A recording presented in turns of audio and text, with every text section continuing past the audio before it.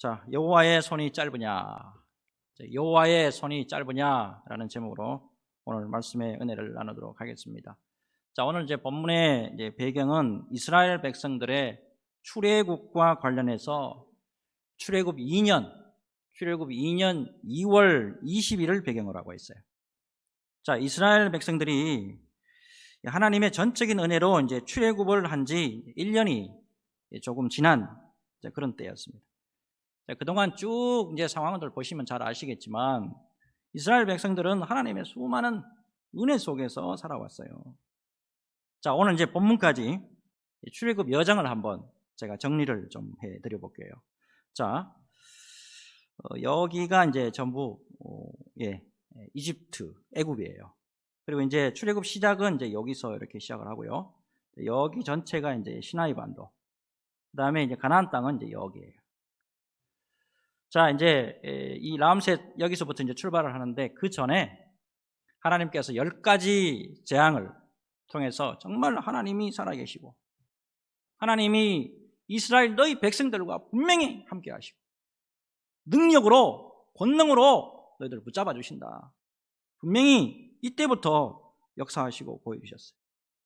자, 그런 다음에 자, 이제 이렇게 숲꽃 지나서 요렇게 이제 넘어오게 되는데 요 부분이 이제 지도상으로는 지금 육지로 되어 있습니다만은 그 당시로는 홍해 바다였던 것 같습니다. 그래서 요렇게 홍해를 건너요.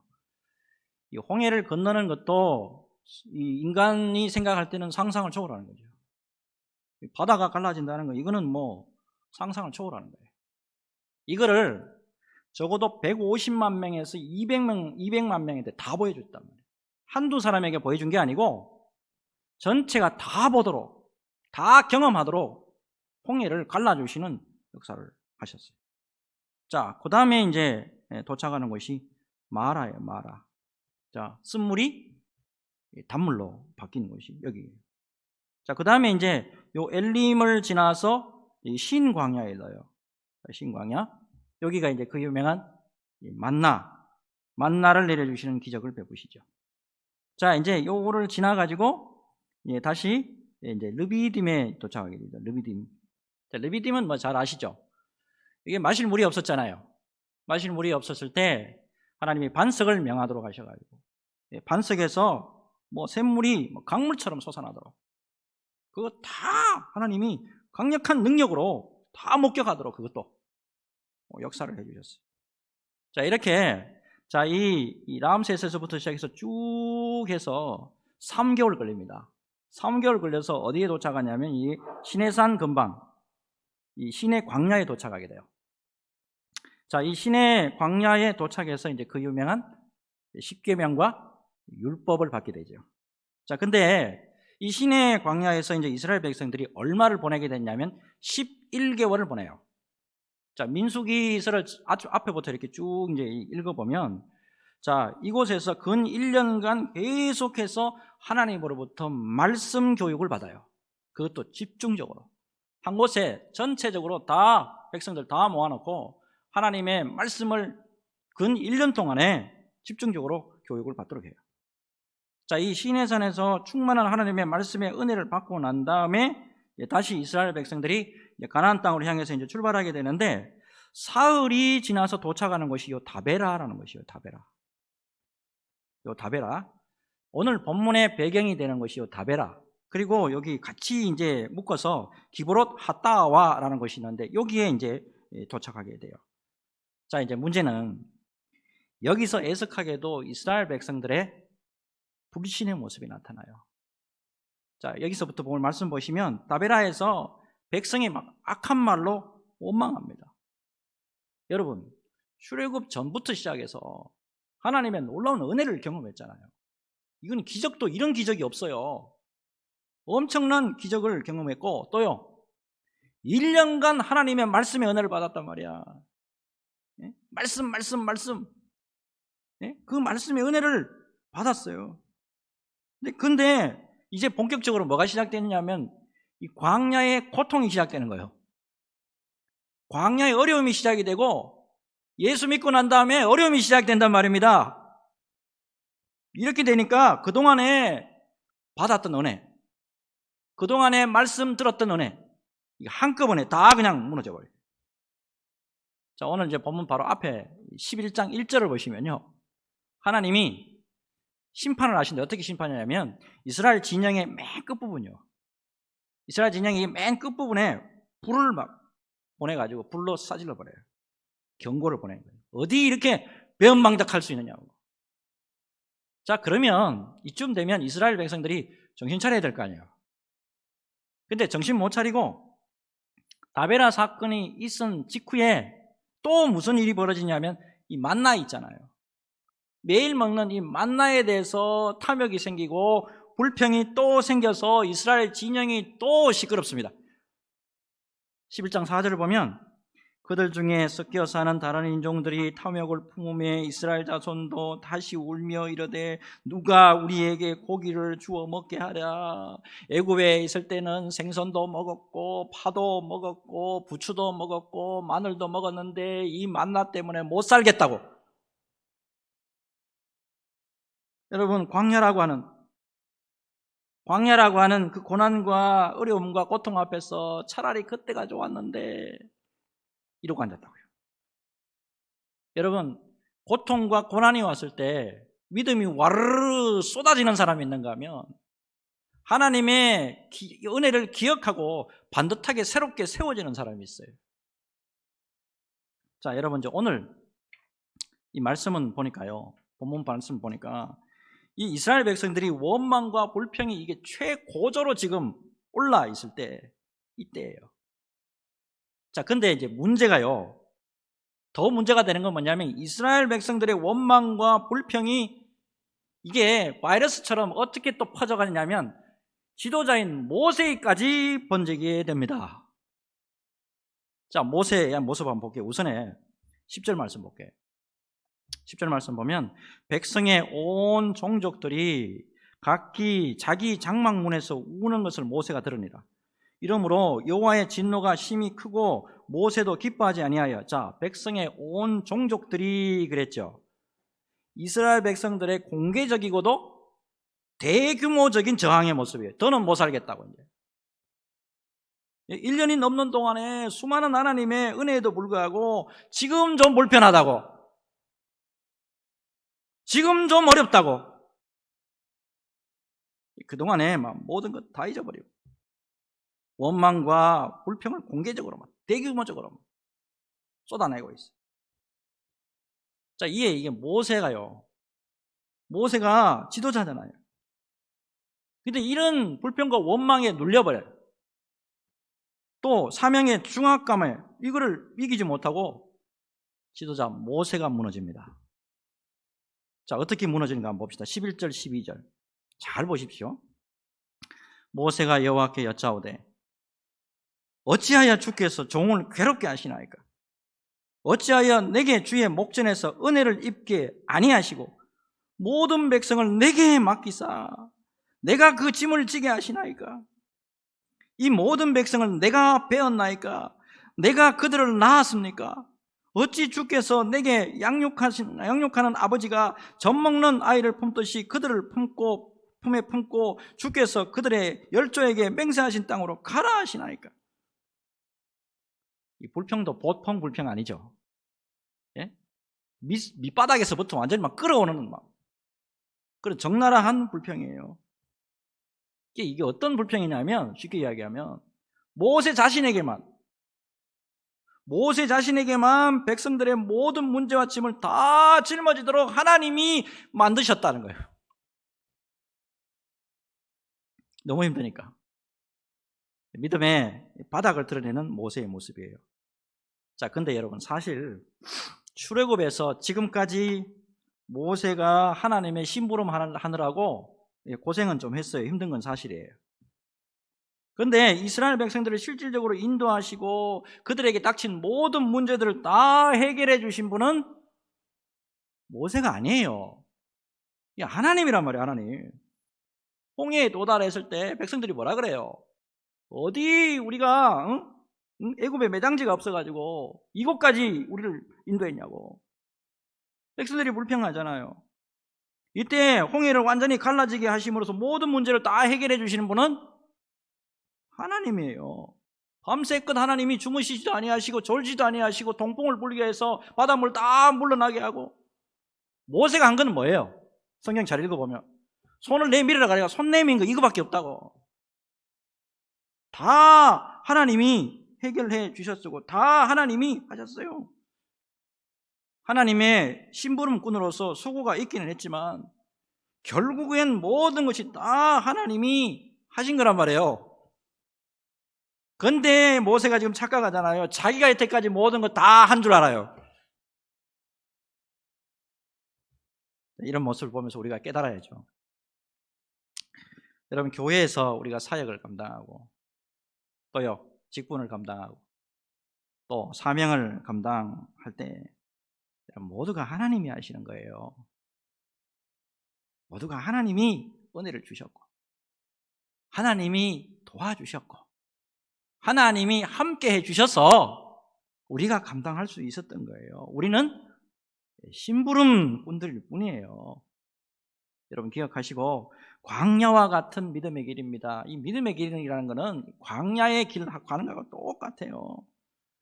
특별히 이 광야의 길을 가면서 절대로 하지 말아야 될 게 뭐냐면, 나만 힘들다, 왜 나에게만 물질적인 고통이 있고 왜 나에게만 이런 육신적인 고통이 있고 왜 나에게만 이 영적인 고통이 있느냐, 오직 나만 홀로 남았거니.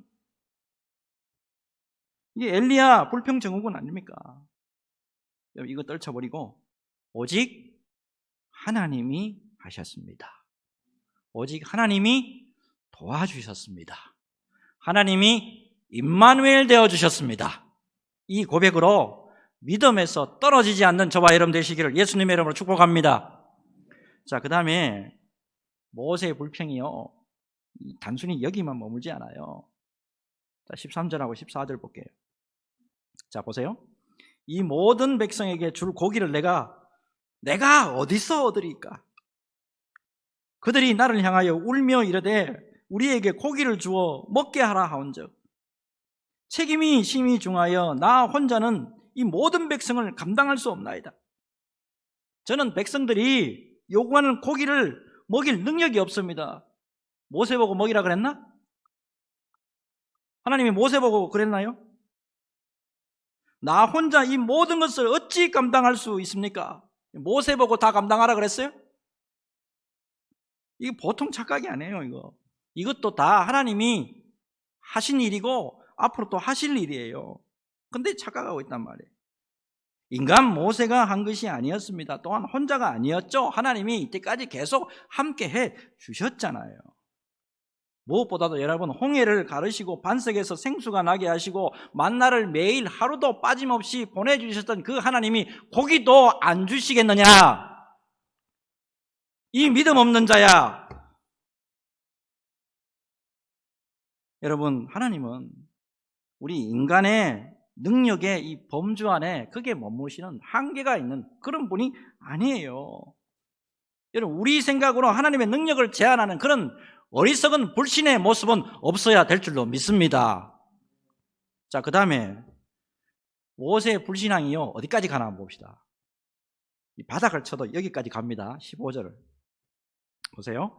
주께서 내게 이같이 행하실진대 구하옵나니 내게 은혜를 베푸사 즉시 나를 죽여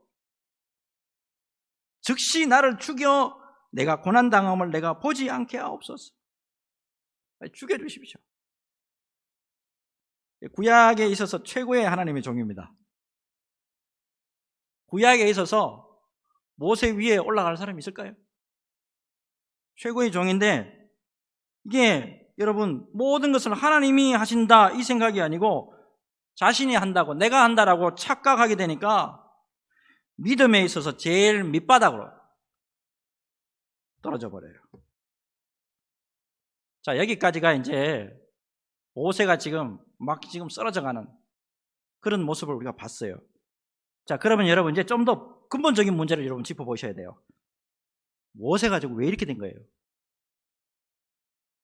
모세가 지금 왜 이렇게 된 겁니까? 여러분, 모세에 대해서 히브리서 11장 25절과 26절을 보면 이런 말씀이 있어요. 도리어 하나님의 백성과 함께 고난받기를 잠시 죄악의 낙을 누리는 것보다 더 좋아하고 그리스도를 위하여 받는 수모를 애굽의 모든 보화보다 더 큰 재물로 여겼으니 이는 상주심을 바라봅니다. 여러분 여기 보니까 이 말씀 신약을 보니까 애굽에서 모세가 충성한 것을 어디까지 연결되냐면 예수 그리스도 앞에서 충성한 것으로 이렇게 지금 보고 기록하고 있잖아요. 주님 앞에서 엄청나게 신실한 주님의 종이에요. 근데 이스라엘 백성들의 원망과 불평 앞에서 자기도 감염이 돼서 바이러스처럼 감염이 돼서 와르르 무너졌습니다. 이게 왜 그렇게 된 거예요? 특별히 여러분 모세에게 있어서는 전매 특허라고 할 수 있는 주특기가 있어요.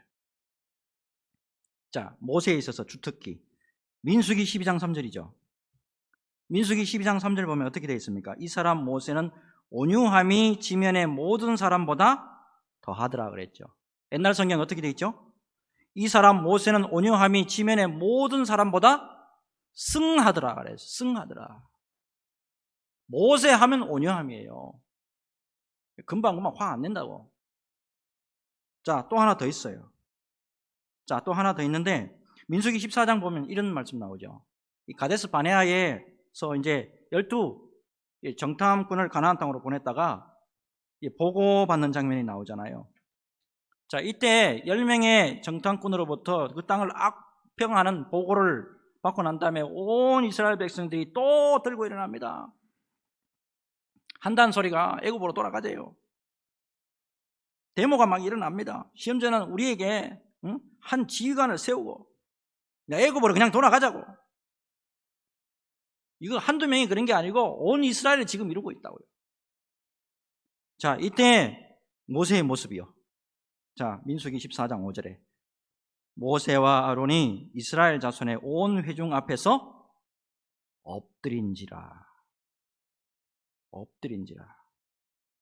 아울러서 여러분 민수기 16장으로 넘어가면요, 이번에는 어떤 일이 벌어지냐면 고라와 다단과 아비람이 당을 지어요.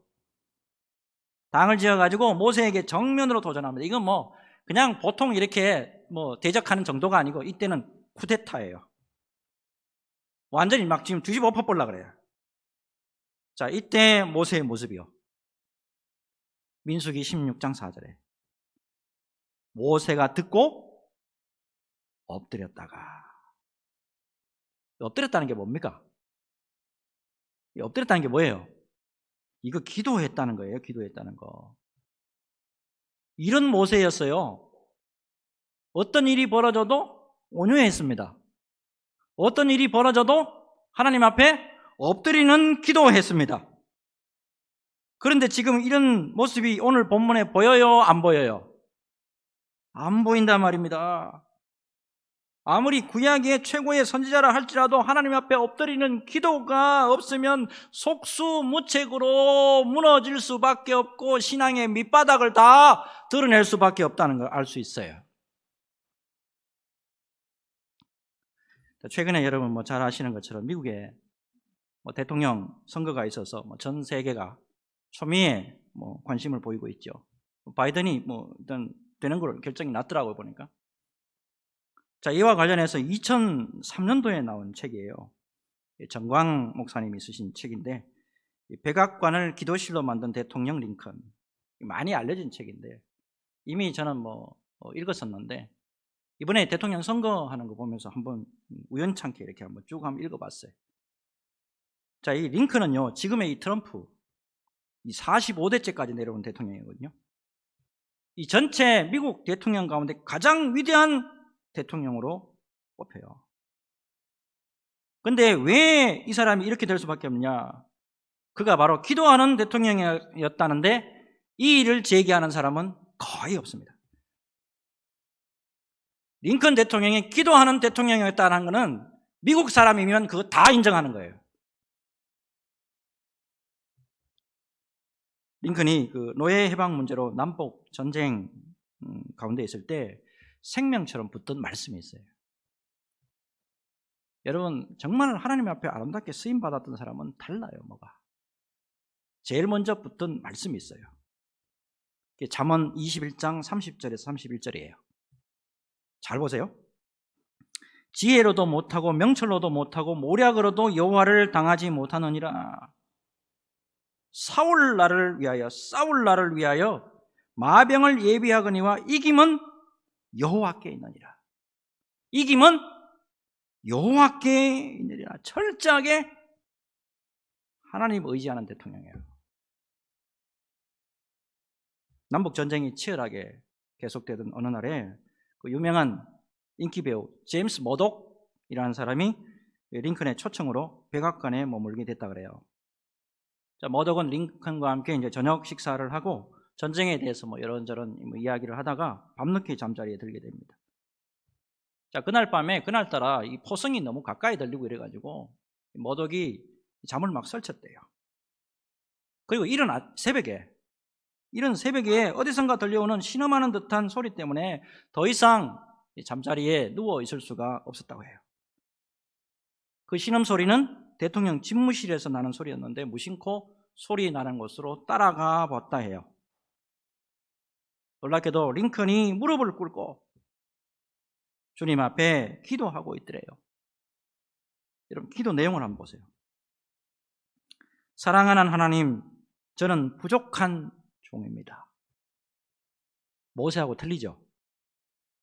사랑하는 하나님, 저는 부족한 종입니다. 제 힘으로는 할 수 없습니다. 새 힘을 공급하여 주시고 용기를 잃지 않게 도와주시고 마지막 순간까지 하나님과 동행할 수 있도록 저를 지켜주세요.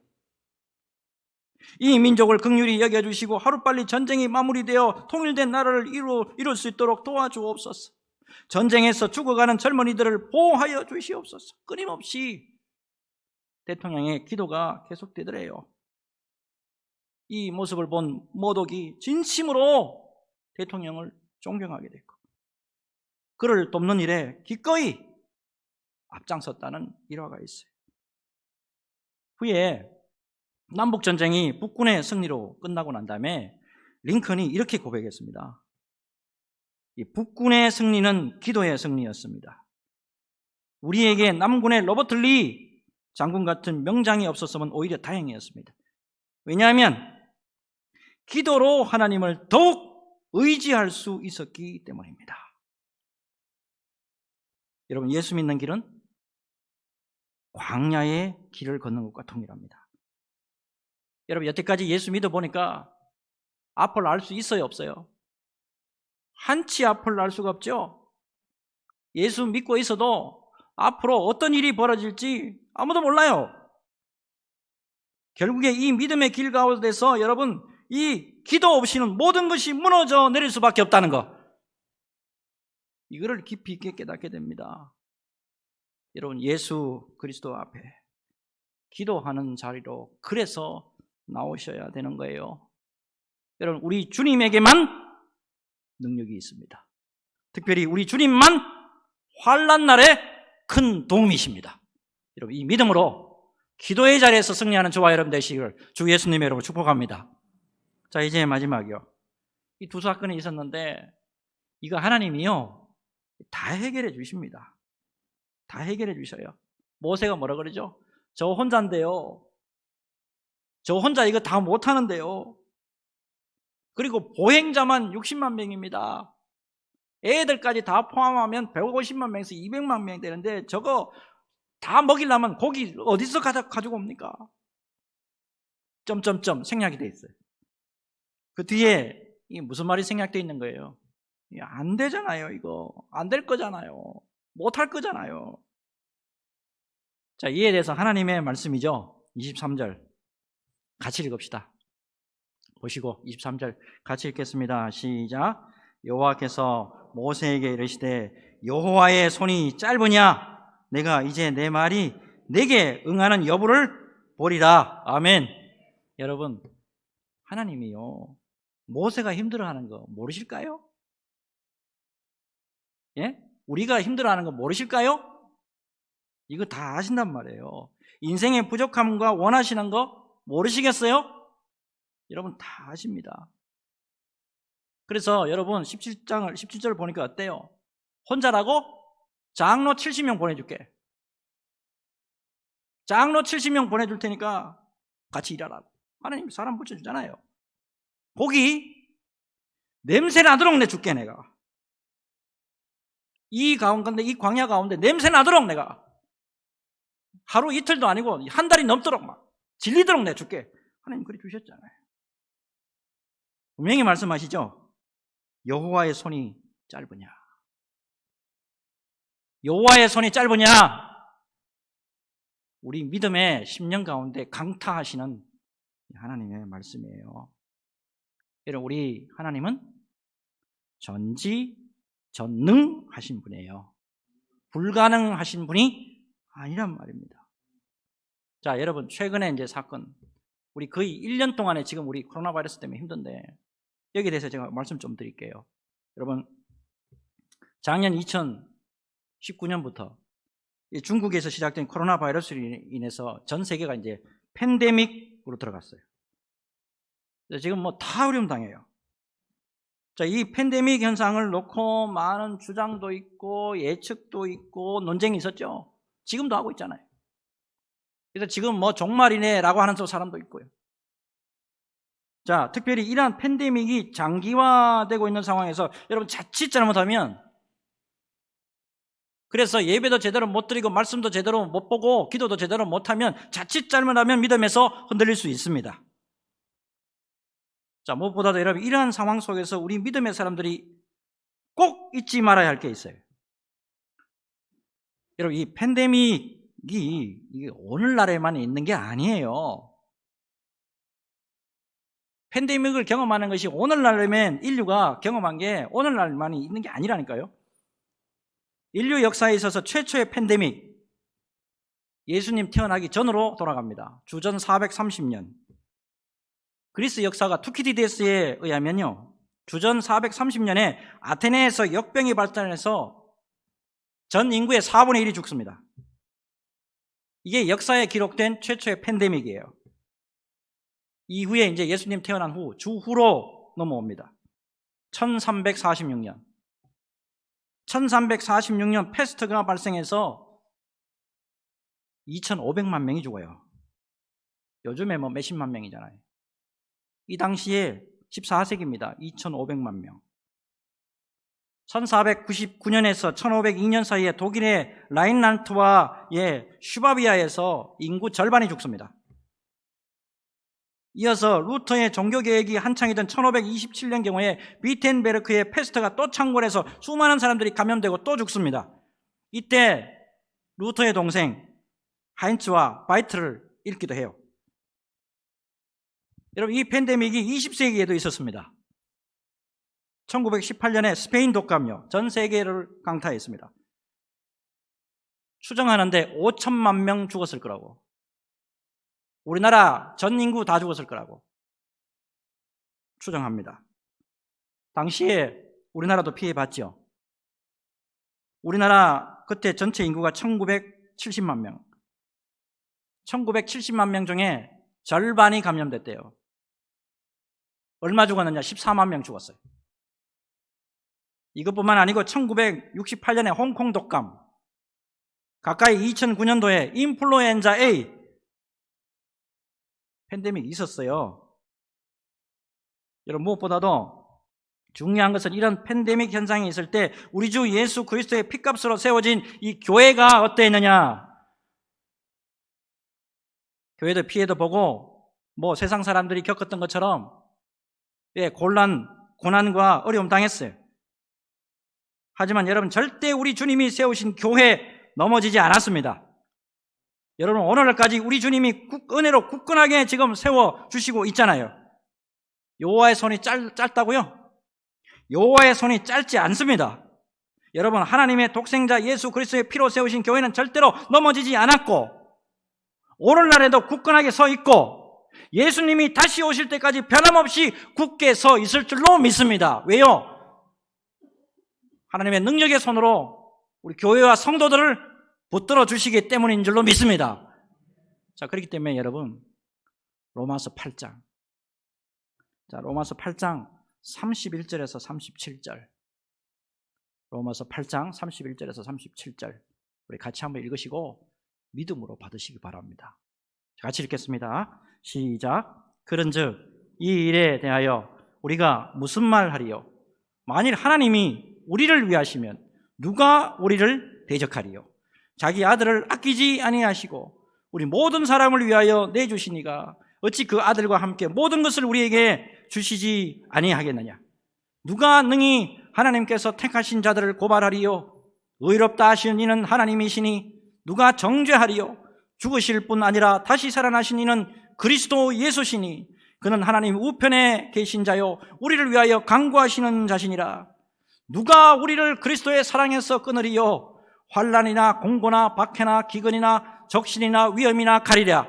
기록된 바 우리가 종일 주를 위하여 죽임을 당하게 되며 도살당할 양같이 여김을 받았나이다 함과 같으니라. 그러나 이 모든 일에 우리를 사랑하시는 이로 말미암아 우리가 넉넉히 이기느니라. 아멘. 아멘. 여러분, 여호와의 손이 짧으냐? 결코 짧지 않아요. 하나님의 아들 우리 주 예수 그리스도 안에 있는 자들에게 절대로 패배 없습니다. 어떠한 상황이 오더라도 예수 안에 있을 때 우리가 모두가 넉넉히 이길 줄로 믿습니다. 여러분, 우리 주 예수 그리스도만이 우리의 힘이시고 우리 주 예수 그리스도만이 우리의 능력이시고 우리 주 예수 그리스도만이 높은 산성이신 줄로 믿습니다. 여러분, 이 믿음 속에서 언제나 믿음 잃지 아니하고 굳건하게 세워질 때 언제나 주의 성령이 우리 교회를 붙잡아 주시고 우리 가정과 우리를 붙잡아 주실 줄로 믿습니다.